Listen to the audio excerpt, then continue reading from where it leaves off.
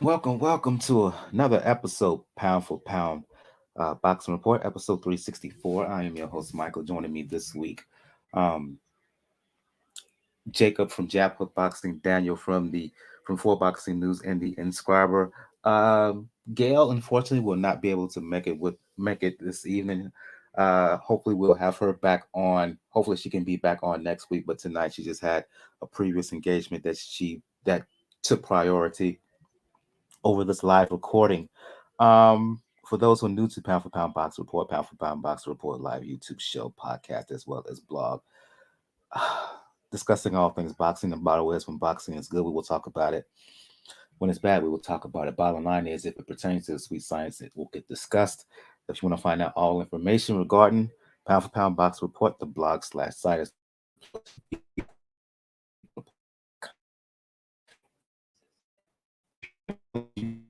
so at PP Boxing at p4pboxingreport.com. On the site itself, you'll see links to where to catch us all over social media, links to find the show on Facebook, Twitter, Tumblr, IG, as well as links to the YouTube channel. Also links to where to find us all over the podcast realm, be it Apple Podcasts, be it Google Podcasts, be it Anchor, anywhere and everywhere else in between. You pretty much can find Pound for Pound Box Report now on all podcast platforms. Also, links to where to donate to the show. Let donation be the best nation. Got to catch me PayPal donation links. And even though I'm not a Beachbody coach any longer, or at least for the time being, I still strongly suggest you check out Beachbody on Demand. Um, any kind of program that you're looking for to get yourself right as we approach the summer, Beachbody On Demand has it. If you're looking for a boxing based program, I suggest you check out 10 Rounds, which is a 6 week program, 3 days a week of boxing based cardio, 2 days a week of lifting weights. So 5 day, 6 weeks in total. 5 days a week gives you 2 days in between, 2 days of rest. So that's a very good program to check out if you're looking for a boxing based program. Or at the very least, take advantage of the 14-day trial, free 14-day trial, which runs throughout the year. And what that is, for 14 days, you get free access to any and all programs on Beachbody On Demand, whether it is 10 rounds, whether it is 645, 6 weeks of the work, PIO, Bar Blend, Morning Meltdown, any and all programs on Beachbody On Demand. Let's get things going. It's the issue that's been all over the news, all over the airways today.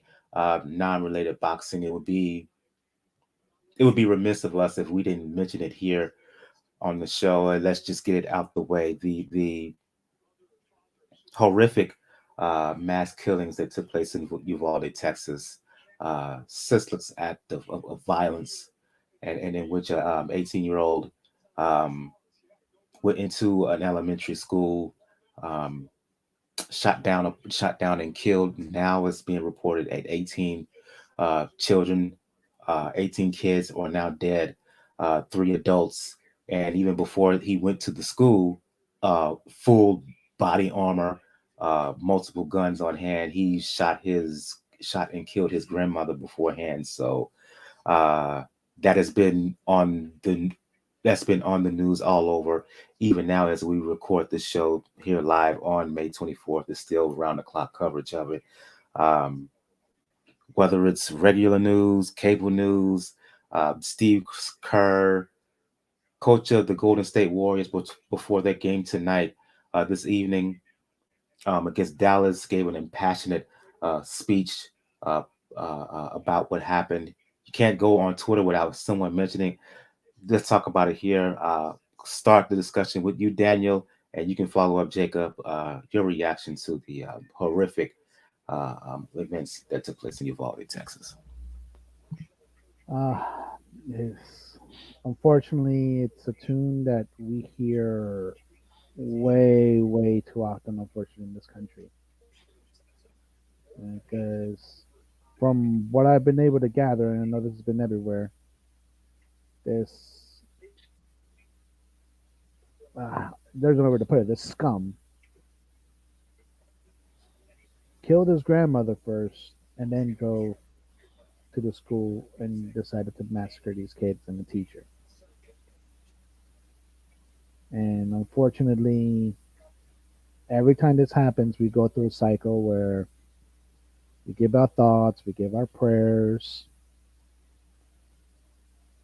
and then we normally, unfortunately, run through the excuse machine to not do what we're supposed to do as far as safety in this country. And instead, we just go through a cycle where no, it can't be access to firearms. It cannot be that it's been that, particularly Texas, it's very easy to get a firearm. It has to be something else, something that prevents it, and then people double down the positions and we're back in the same spot. Because unfortunately, the fact that these was elementary school kids brings me unfortunately right back to Sandy Hook, which was unfortunately wasn't that really far away from me as far as mileage. But unfortunately, we're at a point in this country where even when we even allow kids to be massacred in this way and not change things, shows how damaged we are actually.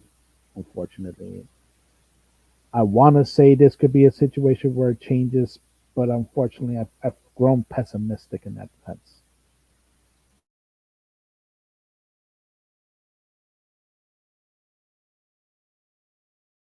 Good thing that hits that the way this hits harder because it was kids.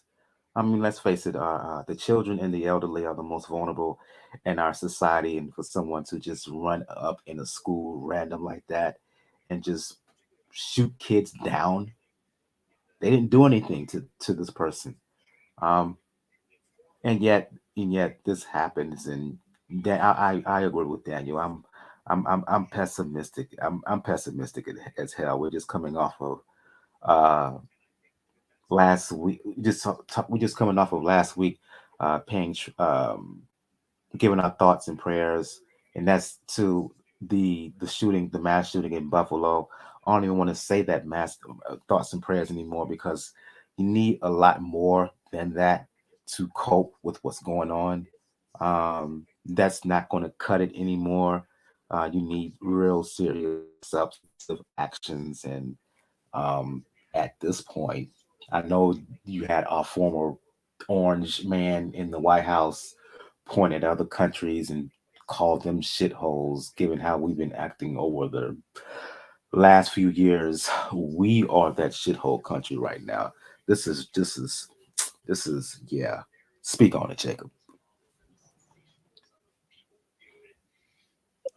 Sorry. Yeah, I mean, I'm with you guys in the sense that unfortunately, we're supposed to be able to learn from history, but I don't think that we are.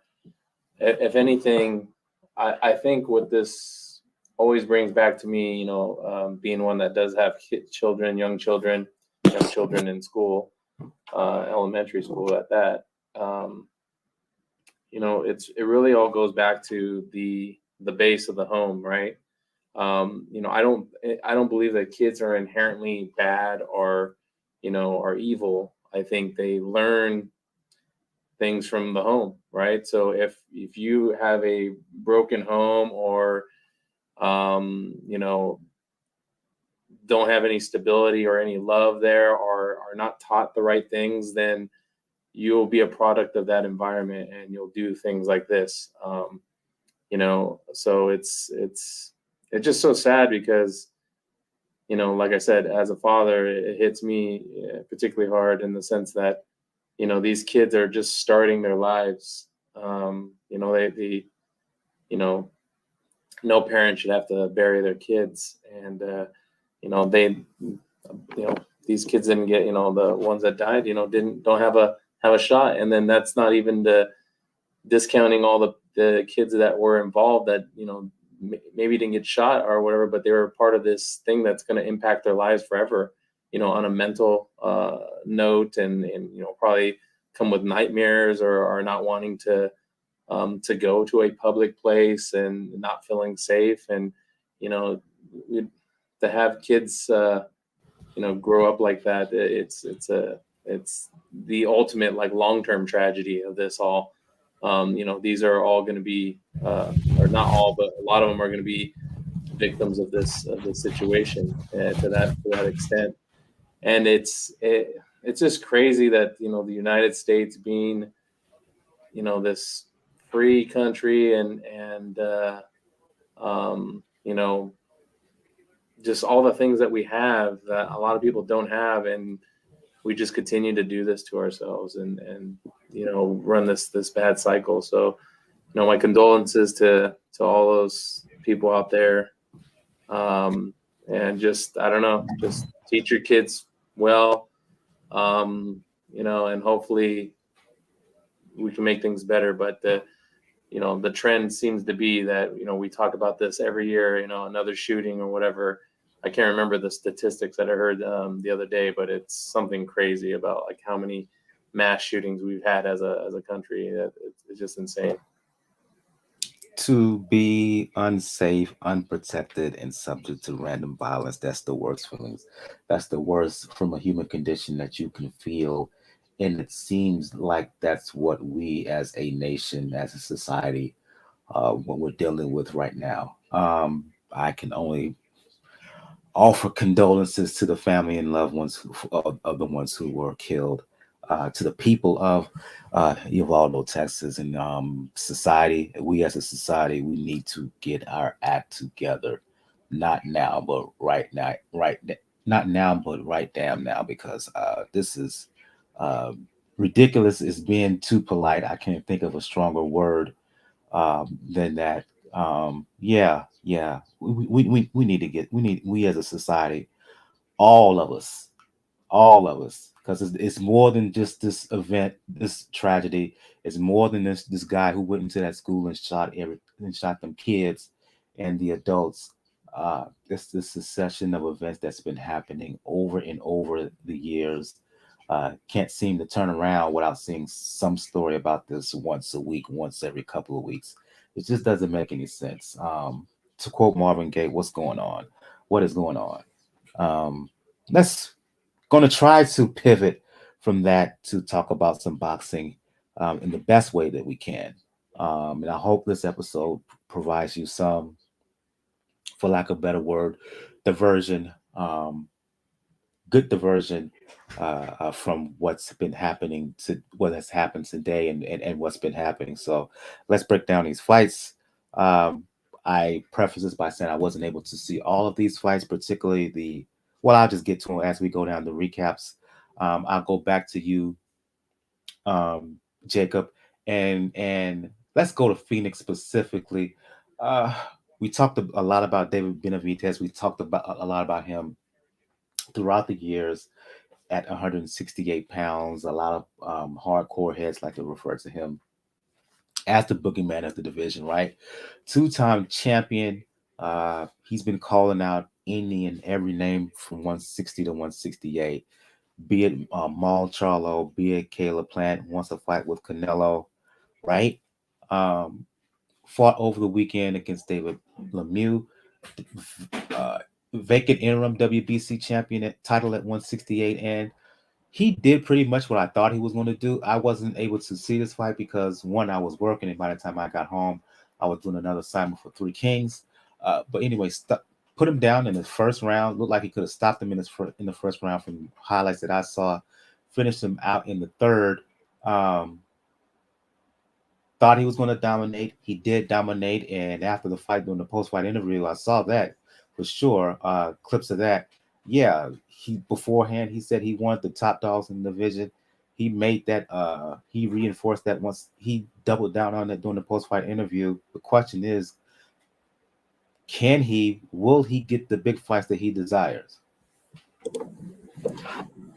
First of all, I wanted to give props to Lemieux for I mean, he's definitely overmatched. I thought he was going to lose the fight and probably get knocked out, and he got stopped. His corner threw in the towel, and rightfully so. But I will give him props for the sense that he was taking he got hit with some good shots, and he was still throwing back. He was still trying to win the fight and trying to survive. So I give him props for that, because like you said in the first round, the ref was like, I actually thought they had stopped the fight because he kind of jumped in, but it was like right at the bell. I think he kind of gave him the benefit of the doubt, but it looked like he jumped in a little bit before the bell rang, so could have stopped it then. Would have been just, but yeah, whether he'll get the fights or not, well, I have to put a little blame on Benavidez himself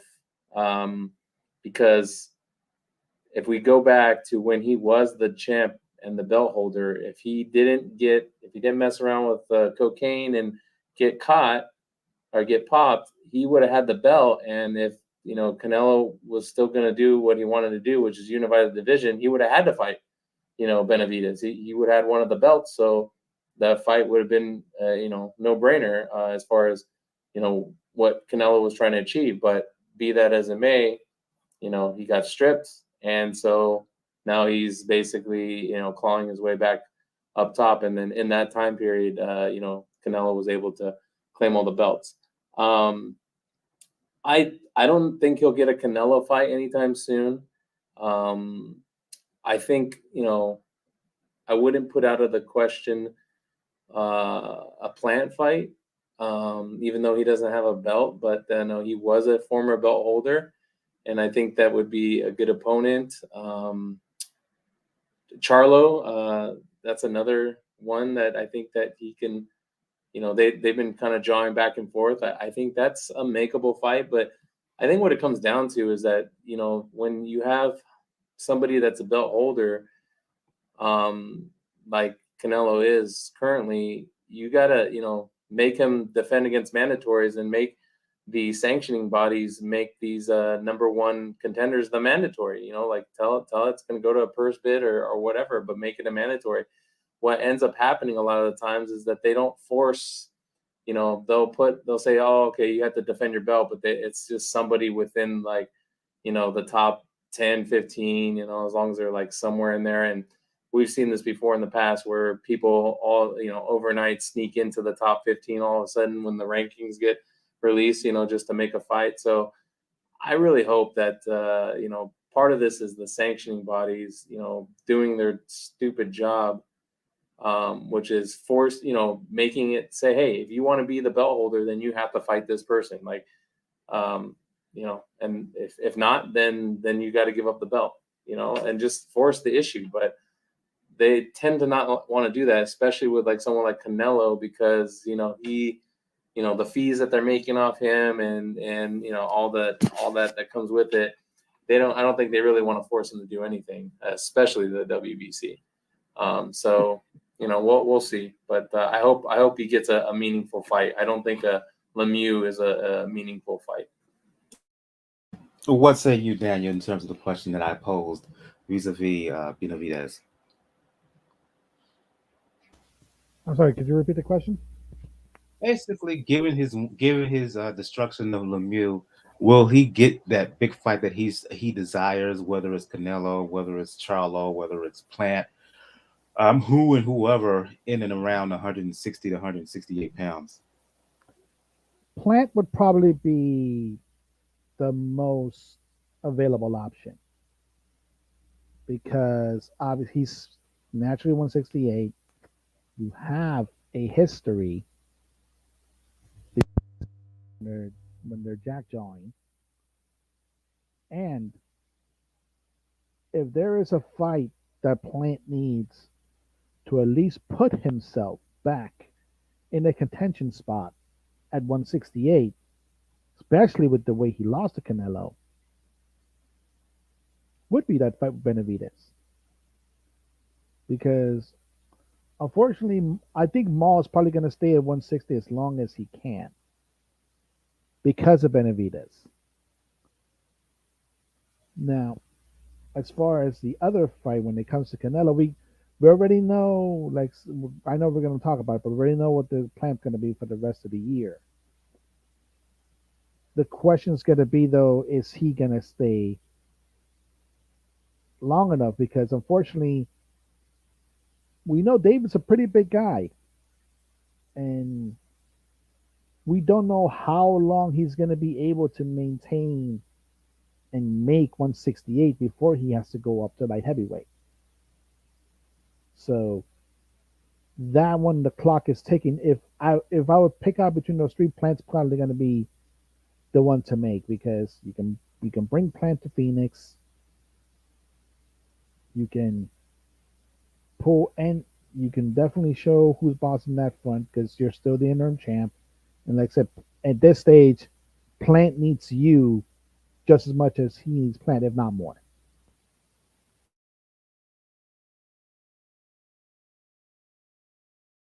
Excuse me.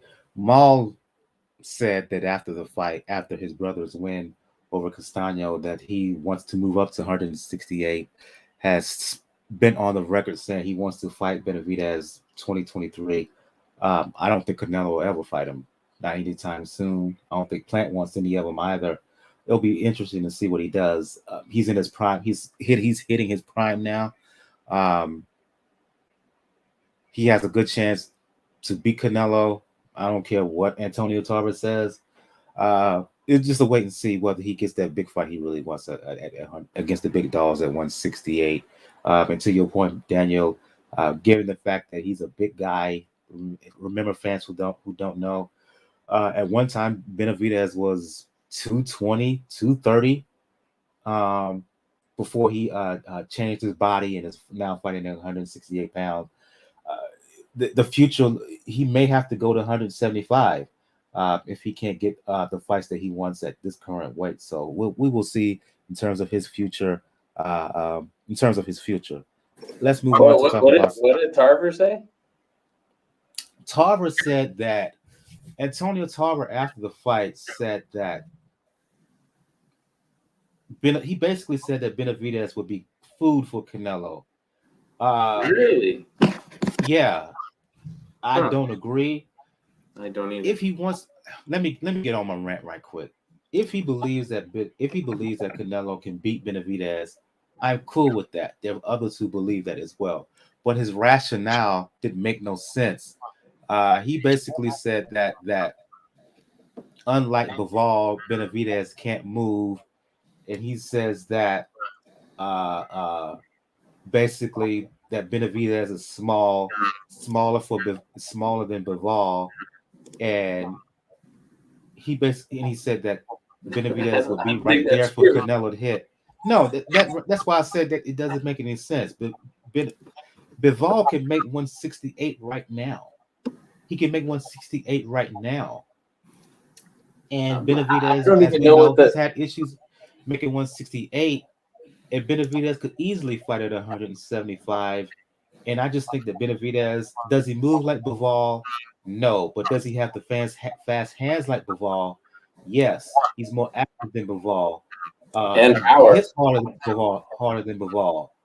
Yeah, Canelo could hit Benavidez, but Benavidez would land more than his fair share of shots against Canelo. And if Canelo shows that comes in the ring as lazy and lethargic as he was against Bivol, Benavidez would spank him as well. Yeah, I think Tarver maybe has been hit in the head a little bit too many times. So yeah, I don't know what. So even if you were to believe that Benavidez is smaller than Bivol, which I don't believe, but even if you were to make that conceit, he's still bigger than Canelo. I mean, that's who he would be fighting. He's not fighting. We're not talking about him fighting right. Bivol. We're talking about him fighting Canelo. So what does that matter if he's not bigger, or you don't think he's bigger than Bivol? And again, they're completely different types of fighters. You know, Bivol is a different type of fighter than I think Benavidez, and has his own. They each have their own attributes that give Canelo problems, I think.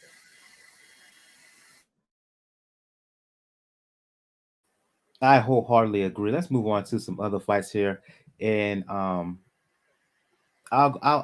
go to you, Daniel. Interesting light heavyweight bout took place over in England. All British showdown between Joshua Buatsi and Craig Richards. Richards not last time out, but two fights prior, fought the aforementioned Bivol, lost by decision. I think the bout was wider in real action, real time than it showed on the scorecards. One scorecard in particular had the fight really, really close. 1 point differentiating. Uh, I was able to see this at work, and this turned out to be a thoroughly entertaining bout in my mind. Really back and forth action. Buatsi in the first half of the bout, I think he had. I felt he had the advantage, but Richards was right there with him.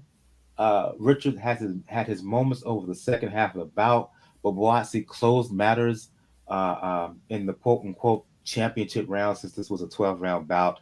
WBA eliminator, coming off of this win against what is undoubtedly the toughest performance in his career.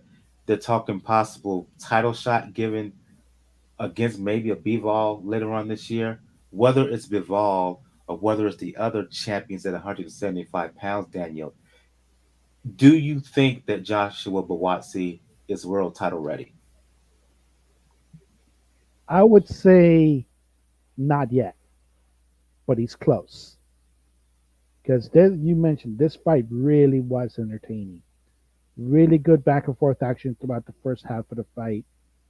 Buatsi got buzzed a little bit in round 8, and the zone broadcast kind of made it a point after that fight.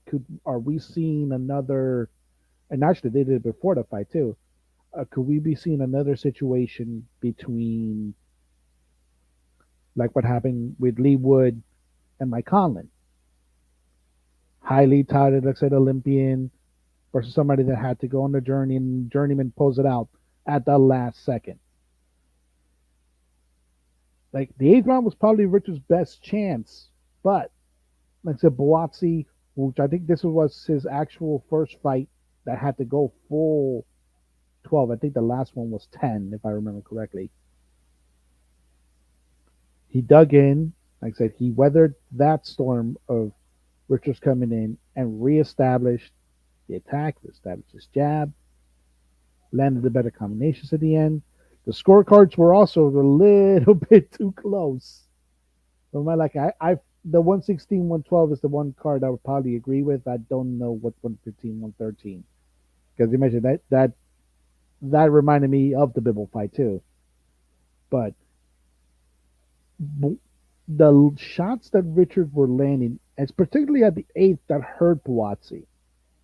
At this stage, if it is a Bivol hitting you, if it is a Beterbiev hitting you, and at this stage, yeah, even skills wise, if a Joe Smith is hitting you, there's a good chance he's gonna Buatsi would have been rocked in that man. Probably would have fared worse when it came to those fighters. But he's pretty he's pretty close to that man. I would probably say the next shot should probably be the European title.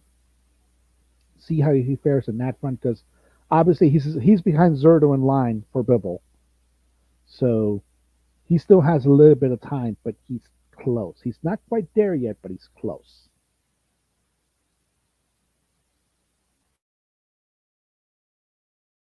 I think he's as close as he's ever going to get.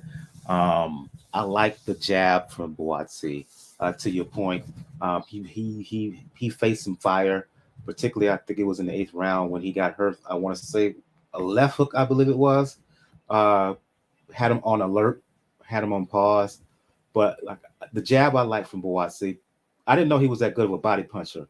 When he commits to it, he's really effective with that punch, with those body punches. But I think Bivol may be in another league in terms of skill. I wouldn't like Buatsi in that fight.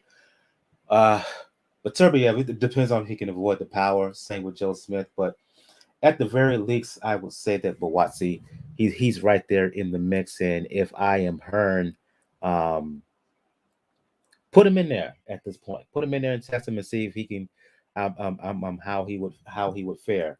I wouldn't mind seeing him in another in a fighting for a world title in the next, let's just say 6 months, a year from now. Let's move on.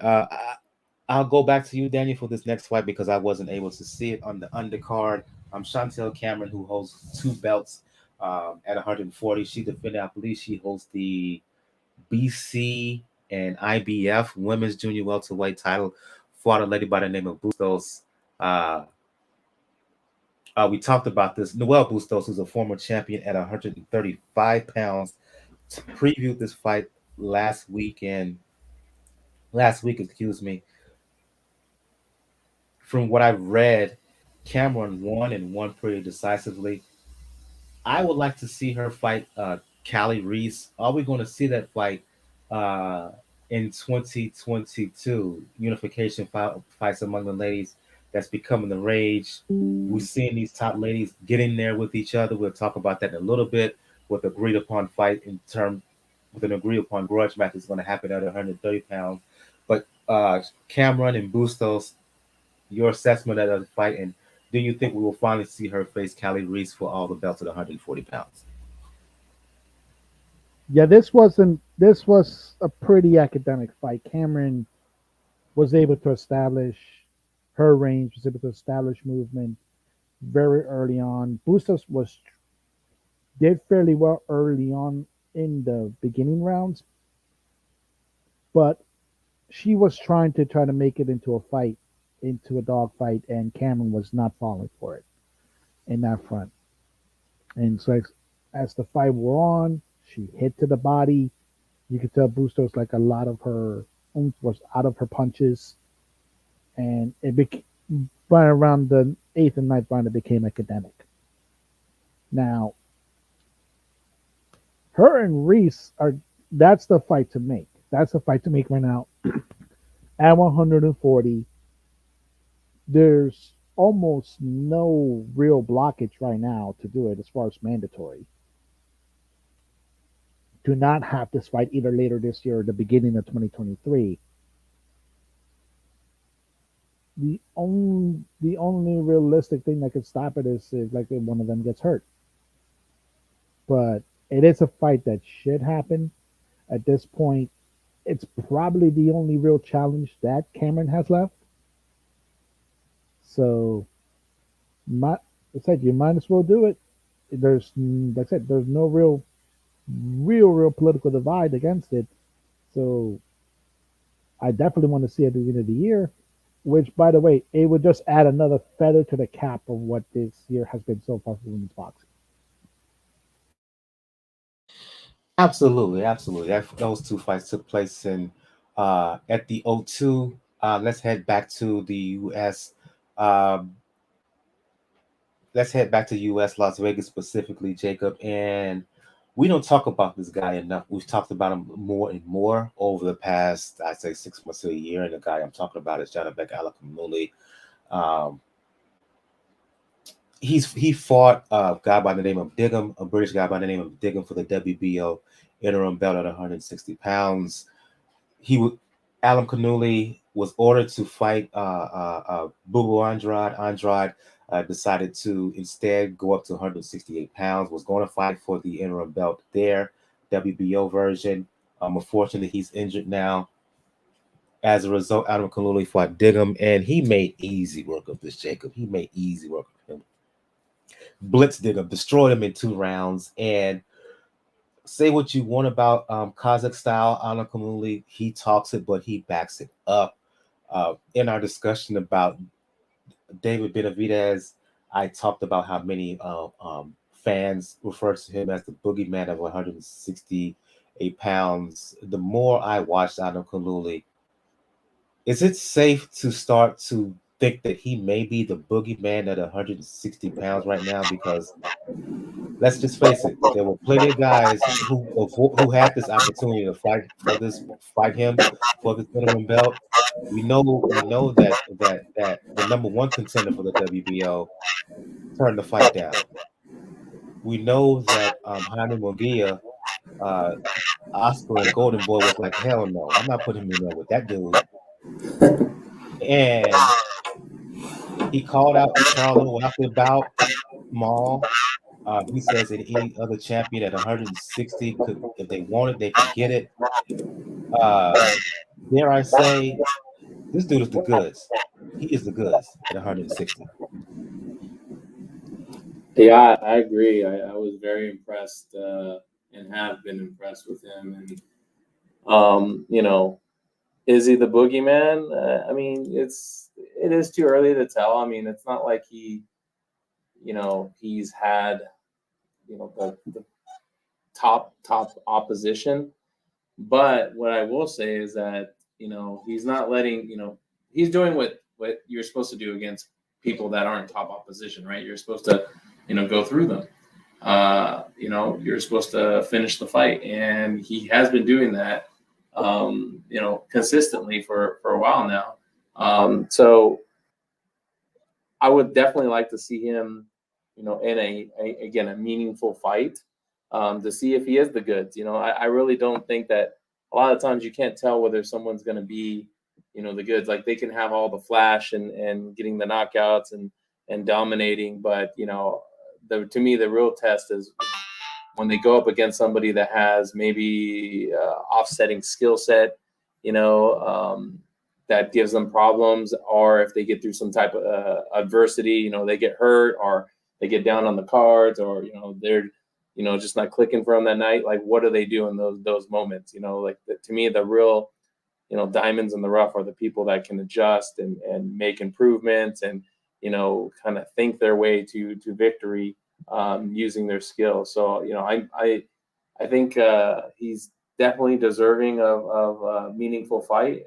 But the problem is, like it always is in boxing, is he going to get it right? Like, are people seeing kind of a low reward, um, high risk, when you're talking about um, Alimkhanuly. So we'll see. I hope he does get something. But again, going back to the sanctioning bodies, have them make him the mandatory challengers, for a belt, and then he'll get the fight. And what they're going to have to do is, instead of making him undercard or chief second to the main event, well, they made him the main event for this card, but they're going to have to feature him more in a big way. First title defense, whoever that is, I'm guessing it's going to be sometime this summer. Put him right back up in there at the main event slot. Uh, Tim Bradley, after the bout, asked that who's exactly going to want to get in the ring with him. I would use that as part of the promotion. Make it so that Janibek, Kazakh style Alimkhanuly, the guy that no one wants to really fight at 160 pounds, right? Um, I mean, they did it with Canelo. I mean, with Triple G for a long time, right? That was kind of like, nobody wants to fight him. He's the boogeyman, and they promoted, HBO promoted the hell out of him as that. So you're right. ESPN could do the exact same thing. Absolutely. On the undercard, Daniel, you had a guy that you and I have personally have had discussions with, have talked to, have kind of interviewed indirectly numerous times, and that is former WBO champion at 130 pounds, Jamel Herring, in his last bout uh, last October. He lost the title to Shakur Stevenson, made his return to the ring. Uh, to fight a guy by the name of Ortiz, Jamaine Ortiz. And the old adage is that a lot of times a fighter can get old in one night. And that certainly seemed the case here. Herring, he got off to a decent start in the first half, but by round, I'd say 5, 6, it was like all the came out of him. It left him. He was slow on the trigger. He didn't have his usual snap and energy, even though he was moving up from 130 to 135. Um, he'll be 37 later on this year. Um, After the fight, he took to social media, he took to Twitter and announced his retirement. Um, Sad, of course, but I think it's the correct move. He wants to spend more time with his family. Um, so we can talk about this fight. But more than anything, let's pay homage, if you will, to the career of Mr. Simplify himself, the Fighting Marine, one Jamel Herring. Yes, I'll start with the fight first in a little bit because unfortunately, the journey to the fight was an interesting one because Ortiz apparently, like I said, missed weight in the first. had to drain himself to get to 135, and then apparently was purposely late or did not just show up for the second they weigh in. So you knew he was coming in heavy against Herring, and unfortunately, that's what wound up happening. He was doing well in the beginning, but once you see that the other guy is taking your punches more, and you know it's because he put himself in that position and where his punch is not going to do that much of an effect, and it did look unfortunately like the fight left him a little bit. And I never like one service member to another, never wanted to disrespect saying the fight left him, but it's a situation where you have to remember it's was also his first fight with Manny Robles after, like I say, him and Bomac parted ways. There was a new situation, and the way he said it, and he even put it on Twitter, he didn't want to put his family through this cycle again, going into training camp, staying away for weeks, and then coming in and then just not seeing the results in the ring. And like I said, we know Mr. Herring. Like we've spoken to Mr. Herring, and we know like he has plenty of opportunities outside of the ring. He could definitely do announcing. He could definitely manage. So there's a lot of opportunities to do so. And should he stay retired, unfortunately, because like Jacob always says, like it's almost hard to believe whenever a boxer says he's retiring. Sorry, if he stays retired, he leaves with his senses intact. He leaves having become a world champion, something that he clowned Chris Colbert on Twitter when Colbert tried to come at him. And big that his career is going to be an interesting one. Yeah, it's not going to be one you're not going to see him in Castellano in 5 years, more than likely. But at the same time, it's the story of a man who was not, like I said, not much heralded from the Olympic side. Starts building the career, hits a couple of hurdles, gets pretty much has to leave the environment that he had to do, which was the PBC. He was remember he was in Broner camp before going to Bomac and Top Rank. They became a champion when not a lot of people thought he would, and did defend the belt with honor. And just unfortunately, in this last two fights, the first one he lost to a guy that was just quicker, faster, stronger in Shakur. And in this one, it was just like that. You saw the fight leave him a little bit. So I tip of the hat to him. Like I said, we spoke. Like I said, we spoke to him before. I know he'll do good things, really good things outside of the ring. And you just gotta tip your hat, gotta salute for one squid to, well, from a squid to a jarhead in a sense. But we know it says that we say it with all love, Mr. Herring. Semper Fi. Look, um, any anytime you win a world title, you are a success, right? And he won a world title. He defended it a few times. Uh, he's made decent money. Um, I'm not going to go into specifically what he made for that Shakur Stevenson bout because he and his folks have told at least Daniel and I behind the scenes. But it was a nice pretty penny, right? Uh, uh, and after the ring, outside after this retired, now that he's retired, he's built the kind of cultural capital vis-a-vis boxing and has that he will have a future, right? Um, he released his autobiography earlier this year, which was well received by the fans.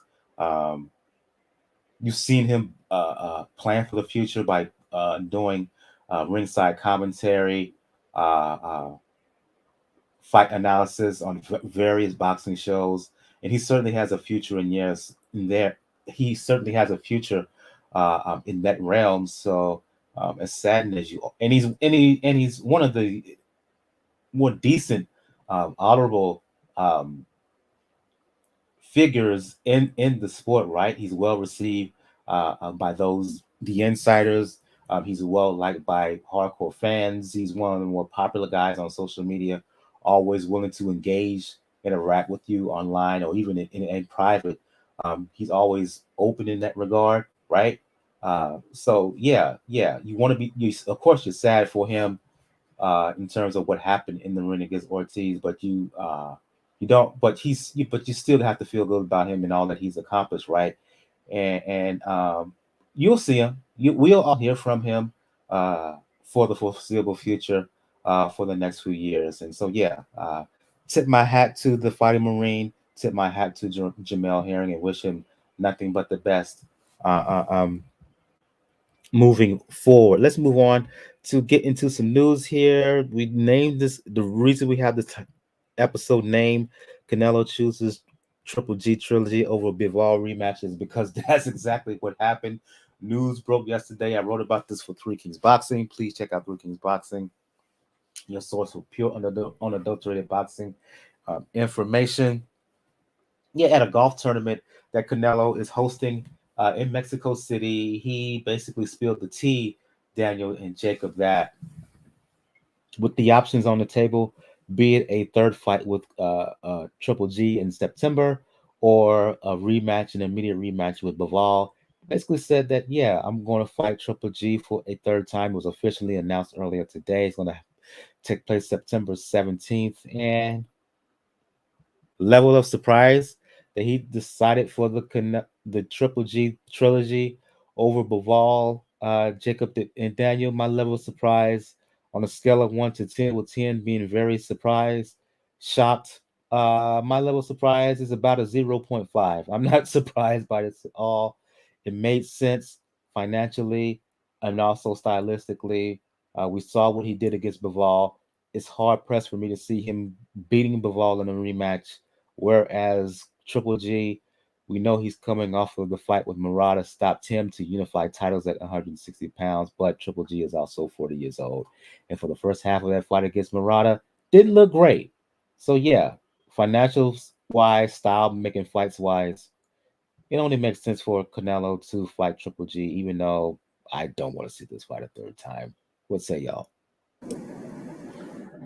I have to say I'm a little surprised because I think we had talked about it before, and I didn't really think that. I don't really think he wants to do this fight. I know it's a big money fight. Um, I'm hearing more and more people like yourself saying that, because I don't want to see it either. I don't really, I don't think it's the trilogy that it could have been, if it had started, years ago, or if it had been in succession in a certain time period. But Triple G to me is, I mean, he hasn't. Not only did he not look good in his last fight, but he hasn't looked good in a little while here. And he's had like long layoffs. Like in his career, typically he didn't have the long layoffs that he did. He was fighting 4 times a year, or he was pretty active. Whether it was against not so great competition or what have you. But and he's older, and he's definitely, you can tell, to me, this is like an easy fight to pick as far as who's going to win. I actually think Canelo will probably stop him, because I just think Triple G he's just a shell of himself. But I am surprised in the sense that what this kind of tells me about Canelo, for all the posturing that he says, I won that Bivol fight. Like he only, he's saying Bivol only won, like, what do you say, 4 rounds or 5 rounds or something like that. It's very interesting to know that, okay, you think you won the fight, but you're not going to jump right back into the rematch. You're going to fight a guy, that you've already fought twice before. There's a lot of bad blood there. You've said in the past that You don't care to really fight him. I mean, I know it's a money fight, but does he really need the money? I mean, the guy's making money hand over fist on every fight that he does, and he knows that whoever he fights, he can make money. It doesn't even have to be a named opponent. It could be like a Rocky Fielding. He's still going to make money. But yeah, it's interesting though to see that the mental state of Canelo, who had this kind of like aura of like pound for pound the best, he doing all these things, and then he loses to Bivol and he doesn't go for the rematch. It just kind of like, okay, I thought your goal was to unify the light heavyweight division. I'm gonna go back to fighting at 168 to defend my belts against a guy that's who fights at 160, who was I believe Triple G's a champion, 2 belt holder of 160, right? So it just doesn't. I don't know. There's a lot of things that don't make sense about this for me. As far as if you want to build legacy and all that stuff. So I have a little bit of a problem with it. I'm kind of hoping that maybe, I don't know, Triple G gets hurt in training or something and it delays the fight and then we don't have to see it again, because I really just don't think it's a meaningful fight, especially for Canelo at this stage in his career. If anything, I think he should have went after the winner of Smith and Benavidez, because then if he gets that fight and if he wins, still a big if he wins that fight, he has 3 belts to dangle in front of Bivol and he becomes the A side again, because he'll have the 3 to Bivol's 1 and he'll be in the driver's seat again. So I don't know. It's a disappointing announcement. Mike, you said you were on your scale 0.5. I'm 0.25 because I'm pretty sure more than likely after the loss, like he said what he said, but more than likely because we know him and Eddie are kind of like broskies in a way. It wouldn't be surprised if Eddie said you kind of owe it to Golovkin. We kind of owe him to have him at least get this payday, as much as you don't like him. You kind of owe it to him. And at the end of the day, like, yeah, this is will probably be Triple G's last major money fight. And yeah, the luster of the trilogy, it has gone away. A lot of it has gone away, unfortunately, just due to time with Triple G's outing and just the apathy in trying to do it. Like you just had to be thrown a whole lot of money to do it, which is why I say why the reason it's happening. It's also like I said, it's a fight that if you're not gonna go immediately for the rematch, you're gonna go to a fight that you can rebound. And considering the trajectory of the other fights, the first fight is a draw that many people feel Canelo lost. The second fight is a fight that Canelo won on the cards, but same people felt that it was a draw. If the trajectory still holds, then this should be probably an easier win for Canelo. We just have to see how his mental state is going to be. Which, if we're judging really by the first loss that he had when he came against Floyd, the last time that he lost decisively, which was against Floyd, he recovered pretty easily in that front. But that was before he created the empire of Canelo. However, this now leaves an interesting door open, because now that you're fighting Triple G, Bivol is now free to either challenge the winner of Beterbiev Smith himself, which would make the rematch with him and Bivol undisputed super middleweight champion versus undisputed light heavyweight champion, which is very intriguing. Like I said, and we had to thank Gail for putting that thought out there. But the other possibility is that Golden Boy has the mandatory with him and Zerto enforced, and like I said, Zerto's not Canelo. He's not a small guy like Canelo was compared to Bivol. There is a realistic chance that Bivol could lose that fight. Not by skill wise, but just he will be the smaller guy again. And Zerto has shown that he has a little bit more punchy power than we think he does. And then that throws the whole apple cart thing to it. Because imagine Canelo going after the Berturbiev Smith winner after this, and or if he tries to rematch Bivol, but Bivol loses to Zerto, then that little pledge that he made in 2019 about never fighting another Mexican for a world title, that's either going to be broken or you make Bib, or even worse, you make Bibble fight for your 168, which he can make. Which, by the way, since you're still the undisputed champion, now you enforce the A side argument again. So there's a lot of little different avenues that are happening. It's interesting, but as far as the fight itself, it's going to be a fight. Canelo will probably win. And like Jacob said, I do wish it would happen. It would have happened sooner, but unfortunately, we know what Triple G was dealing with from 2009 to 2012 before he came to the U.S. We know what happened.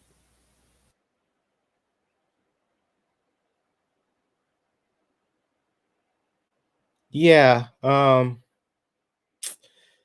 Yeah.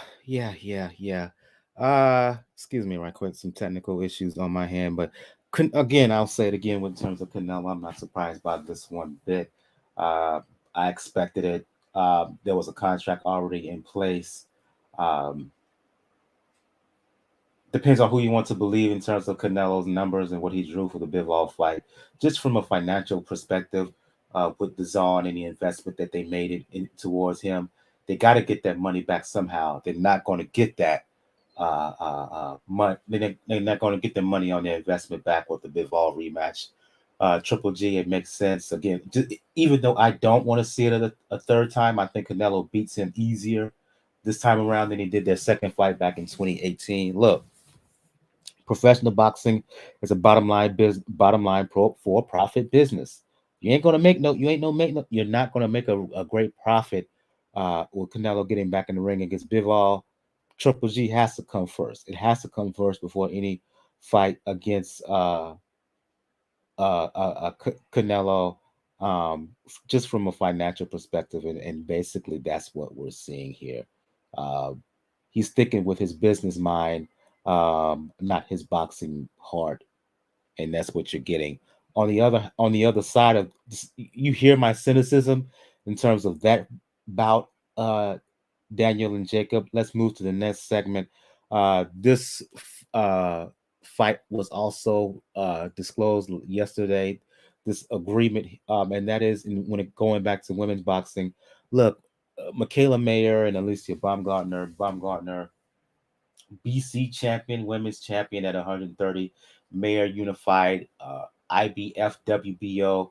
They've been talking a whole lot on the socials, Twitter and IG especially, right? About their desire, about they want to fight each other and blah, blah, blah. Well, Matchroom and Top Rank jointly revealed that an agreement has been made.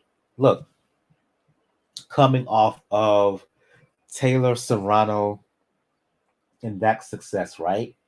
Coming off of is now, it looks like we're going to see Shields and Marshall happen in September, right? Uh, this has been a showcase year. 2022 has been a showcase year for women's boxing.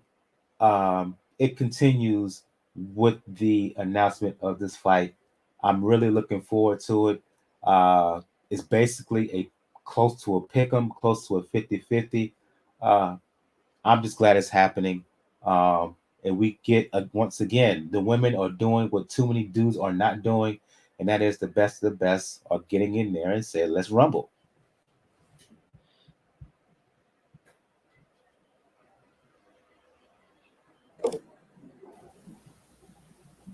Maybe for Jacob.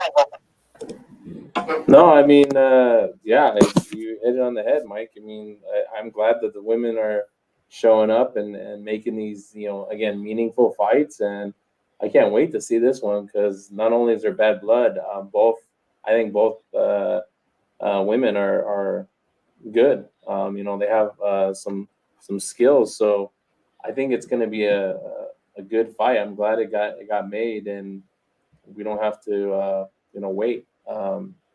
To see what happened.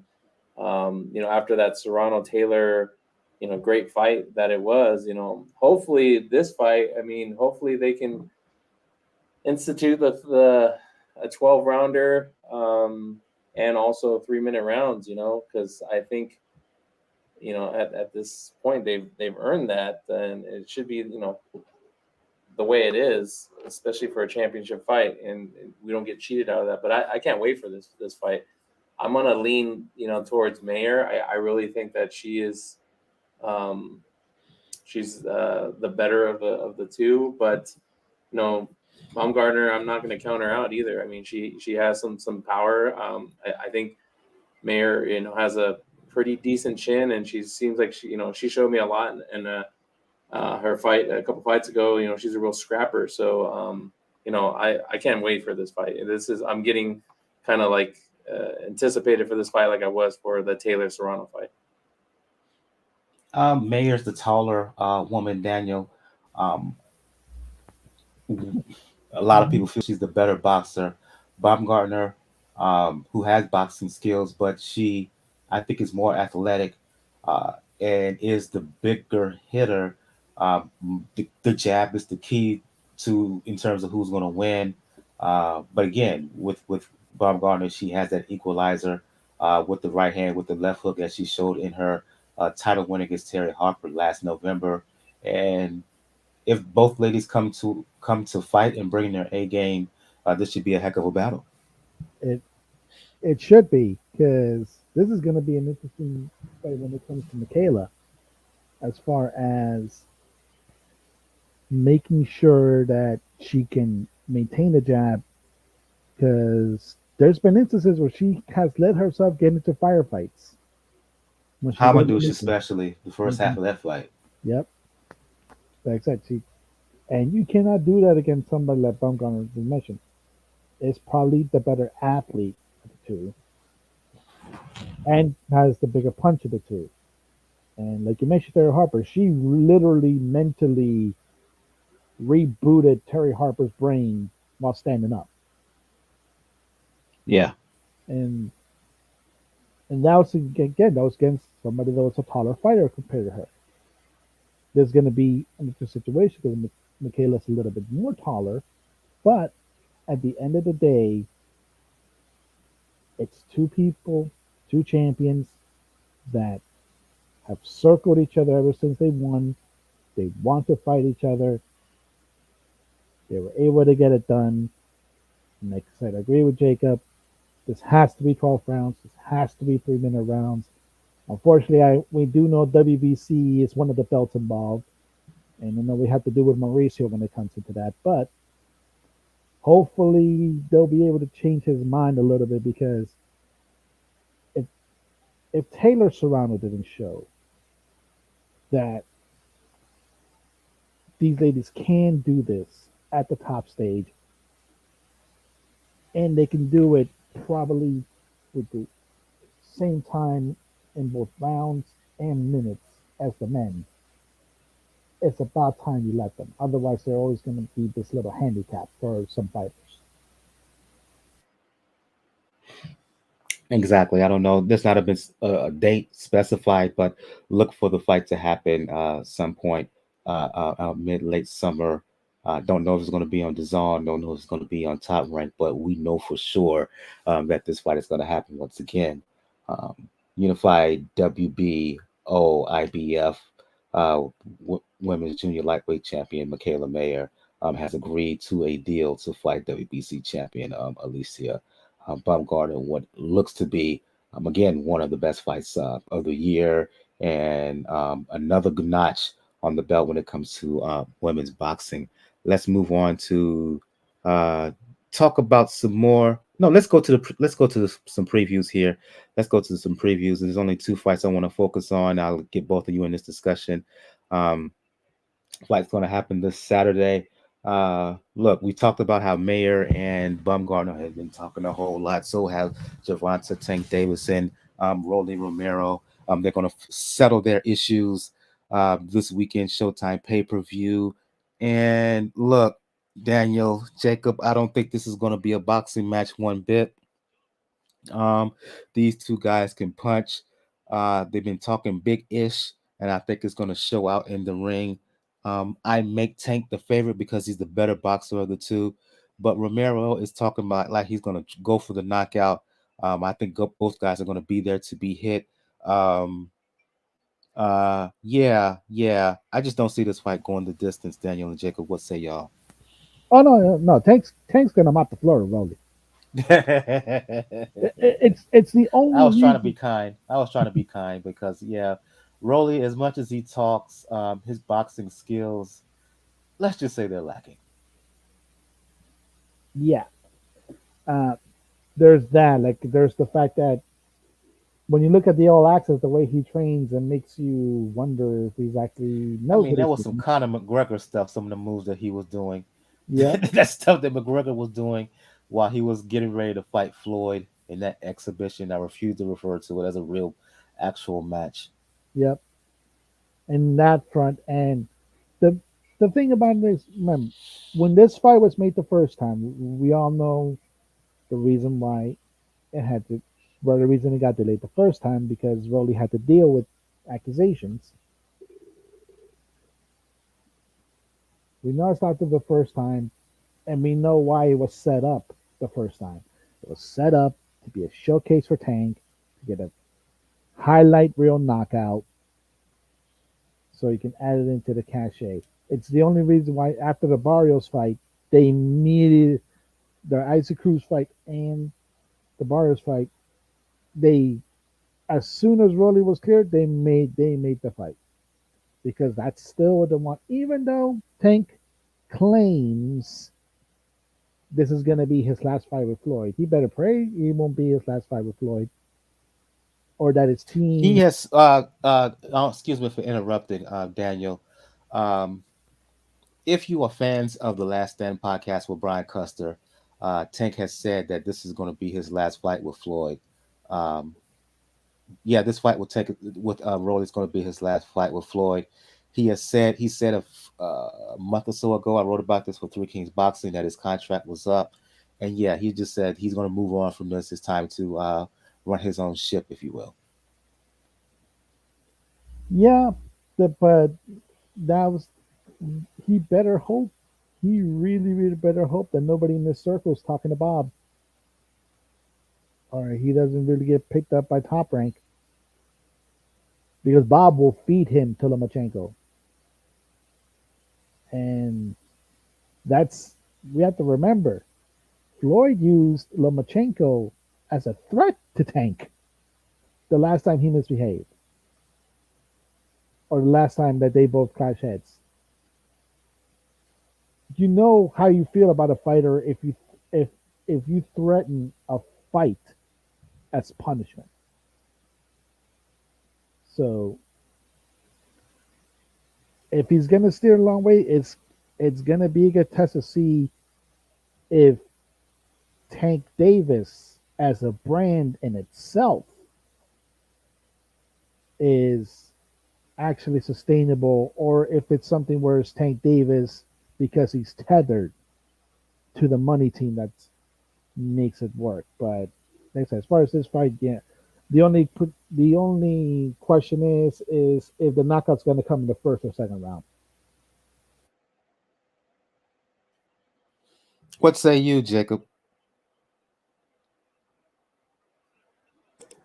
I have to tend to agree. I think Raleigh is gonna come out guns blazing. I mean, he's predicting a first round knockout, and I think you know Tank is gonna look to kill him too. So I don't think it's gonna. I think it's gonna end in some type of spectacular fashion. But I have to give the edge to Tank. I mean, he's to me the more proven of the two.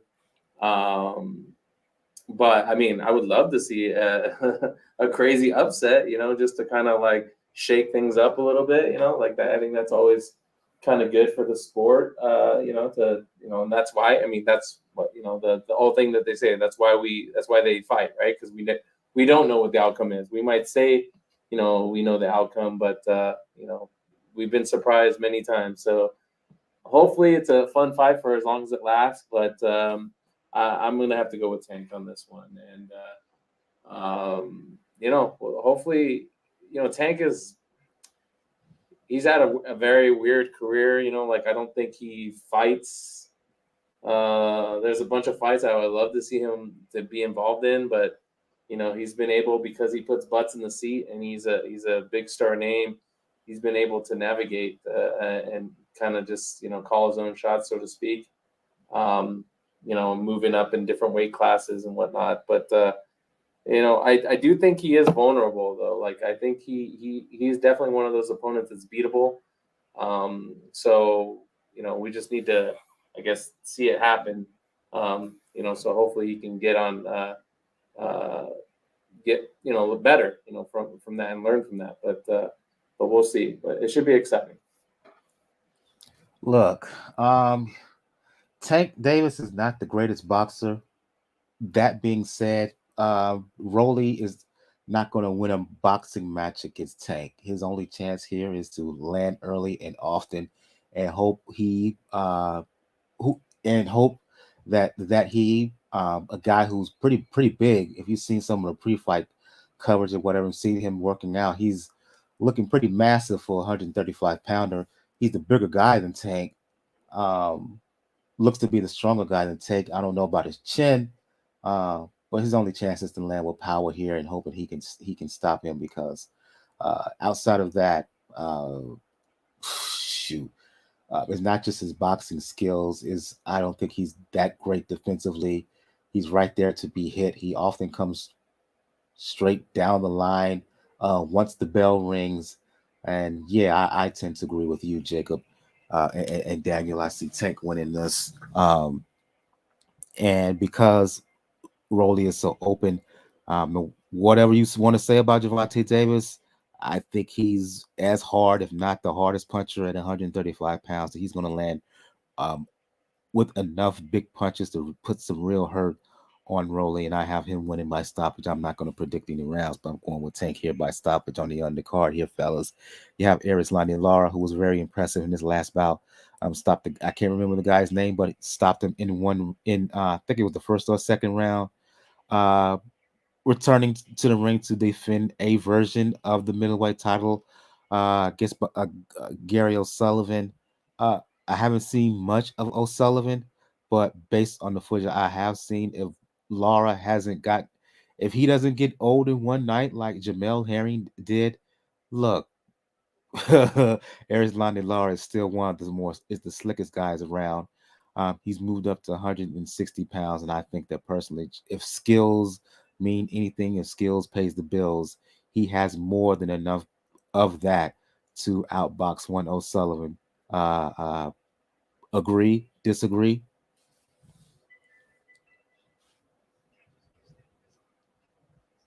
It should be, yeah. He should have more than enough to hold his own against this. Because when it comes to Lara, it's not the power that's eroded. The speed has eroded a little bit, but he still has the smarts. He still knows how to handle himself in the ring, how to do ring generalship, how to counter, to be able to move pretty well when it comes to this fight and still keep himself in the periphery. Because I think It's one of the WBA belts, doesn't it? Right? The Yeah. super. No, it's not the super because Ron had the super. The So it's the regular one. So it keeps him in the picture for interest enough afterwards. They fight with Golovkin because Golovkin holds the actual WBA belt, and that's been an interesting fight that I wanted to see for a good while when it comes into the skill set of Lara versus a fight at Triple G. Granted, I wanted to see it 5 years ago when, let's say, when Triple G wasn't 40, but stage we're at, still maintain himself, keeps himself in line for a title shot down the line with he could either fight Maul if Maul decides to stay at 160, which I think he will, or like I said, try to go out to Golovkin and force your WBA mandatory. I What? don't know if that'll happen, a fight with him and Maul, because aren't they both being trained by Ronnie Shields? Or am I wrong? I think yes, they both are, but we've seen the PDC put fighters that have had that same trainer in this very situation. We have to remember Danny Jacobs versus Sobachenko. Like exact same scenario. So, like I said, they're not shy when it comes into that. It'll be interesting to see who Ronnie Shields decides, or if he just washes his hands altogether and decides not to train neither one. Yeah, and I think we're going to close things down. On that note, if you like Real, what you real heard quick, this, real quick. Laura's gonna mop the floor with this guy. I've actually I've actually seen Sullivan fight. He's, I don't know, C plus level fighter at best. Um, I don't even know why he's even getting a shot at this. I guess this WBA World middle title, um, because this is the thing I don't understand. He just coming off. So he lost to Munguia, got stopped against Munguia, and then he has a 6 rounder. Like I don't get it. Like why would 6 rounders? That's like when you're like first coming up and having 4 rounders and 6 rounders. So you go from a 12 round fight to a 6 rounder, and against basically a nobody, and you just got a unanimous decision win. Sullivan is O'Sullivan's just, to me, I just don't think he's that good. So Lara should. I mean, if there's any justice in the world, Lara will knock him out in the first round. so he's in the same category as Bob Hope Cousin, huh? No hope. I just don't see a way that O'Sullivan wins this fight. Like I said, I've seen him live before one time, and I wasn't impressed. And then when I saw him fight Munguia was the other time that I seen his fight, and I was just kind of like, this guy's. I'm not impressed with this guy at all. Cool. If you like what you heard this evening, make sure you hit that like button, or you're checking us out on a later day, make sure to hit that like button. Also, make sure to subscribe if you're checking us out on the podcast realm, be it Anchor, be it Apple Podcasts, be it Google Podcasts, and anywhere and everywhere else between. Make sure you subscribe to us there. I'm going to go around the panel here. Like I said, Gail wasn't able to make it this evening. Hope to have her back next week. I'll go to you, Jacob. Jacob from Jab Hook Boxing, for those who want to talk the sweet science, for those who want to talk TV and television and film, excuse me. Let the folks know where they can hit you up. Yeah, you can hit me up on Twitter, JRATM23, and talk about boxing or movies. I love it. And I'll go to you, Daniel, for those who want to talk the sweet science, for those who want to talk pro wrestling, for those who want to talk for those who want to talk the NBA, especially when it comes to the Miami Heat. Let the folks know where they can hit you up. Yes, well, you can find me also on Twitter, Rox99, RAWKUZ99. Definitely catch me on there. See what's going on, because we're already close to the half of the year, and it's been a pretty decent half of the year. We just now need to see what the heavyweights are going to do. Yeah, absolutely, absolutely. For those, as I said it before, I always say it again. For those who want to talk boxing, music, fitness with me, you know what it is, brother Jr. at brother Jr. 76. As I said earlier in the show, if you want to check out all things pound for pound boxing, the site is the place to go to, p4pboxreport.com. If you want to email us, you can do so, p4pboxing at p4pboxreport.com. And on the site, you'll find where to find us all over social media, where to find the podcast, where you can donate. And again, if you want to check out Beachbody On Demand, for those who want to get their body right as we head into the summer. In the next episode, we will do a recap of Tank Davis, Rolly Romero. We will do a recap of Erislandy Lara against Gary O'Sullivan. We may talk Otto Wallin, who's fighting on the 26th against Rydell Booker. We may talk about that bout. We'll also do a preview of um, fight for all the titles. Talking about undisputed for the ladies. We talked about undisputed in the context of Canelo. We talked about Canelo, who's undisputed super middleweight champion. Well, all the belts are on the line. June 4th in Melbourne, Australia.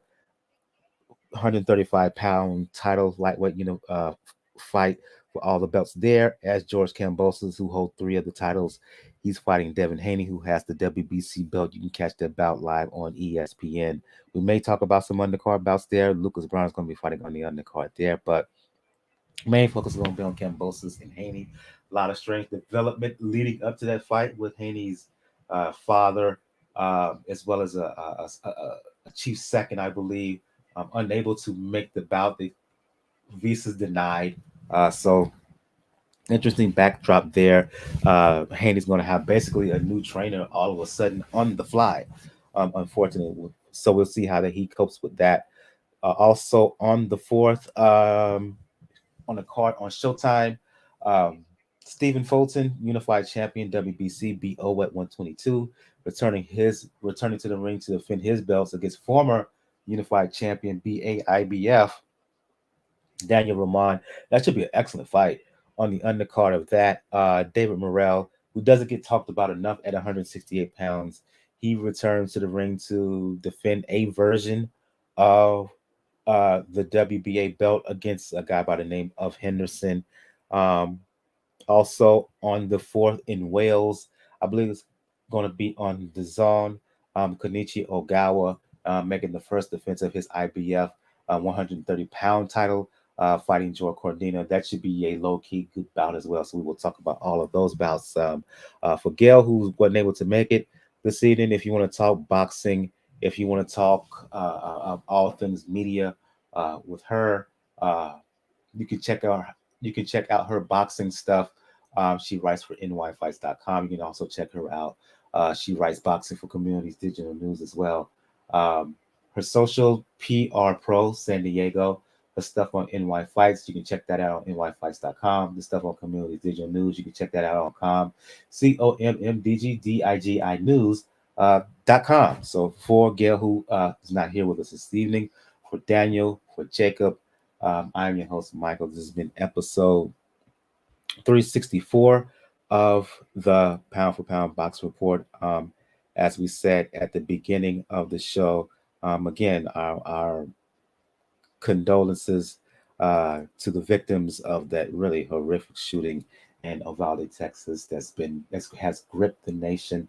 Still getting updates on that as it looks like it's been more uh, deaths. Unfortunately, condolences to that situation. And just I hate to say thoughts and prayers because we need more than that, but I'll say for this particular time, thoughts and prayers to those who are no longer with us here. Episode 364, Pound for Pound Box Report. We will see you guys next time. Everyone have a good one. Good evening. Good night.